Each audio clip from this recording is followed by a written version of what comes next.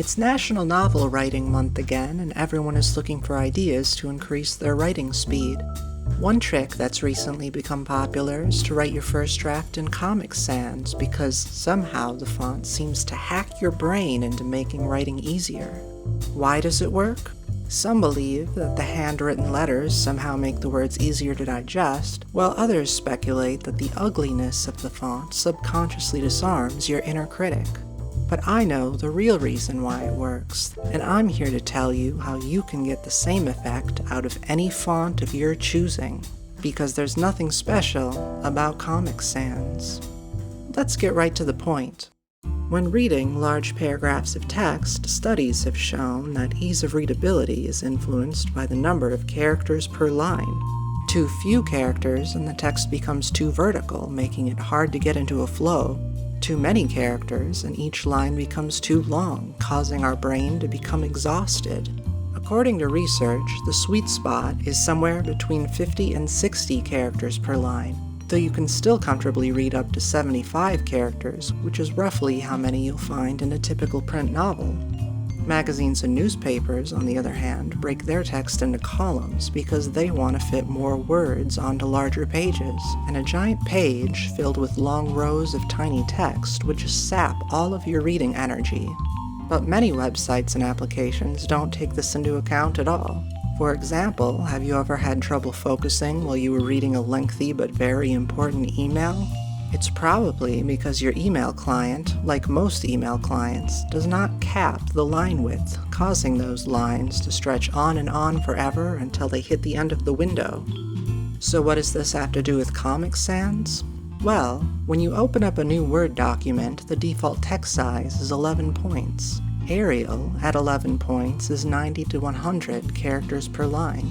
Times New Roman is 95 to 105 characters per line. But thick and chunky Comic Sans at 11 points is 75 to 85 characters per line, almost the same as a print novel. Want to get the same effect while using Arial? Just bump it up a few points. Arial at Lucky 13 is the equivalent of Comic Sans at 11, though I sometimes even bump it up to 14. Strangely, Google Docs on Windows renders Comic Sans thinner than in MS Word, or even from Google Docs on a Mac. So if you've been trying to use the Comic Sans trick in Google Docs on a Windows computer, you probably weren't getting as much benefit out of it as your friends on other platforms. That said, just about any decrease in characters per line probably feels like some sort of improvement. Just look at the Lifehacker article that started this whole Comic Sans trend. The illustrations show an improvement from a daunting 145 characters to a slightly less daunting 125 characters. But if only the author had used a text editor that capped the width of the lines, she might have found it even less difficult.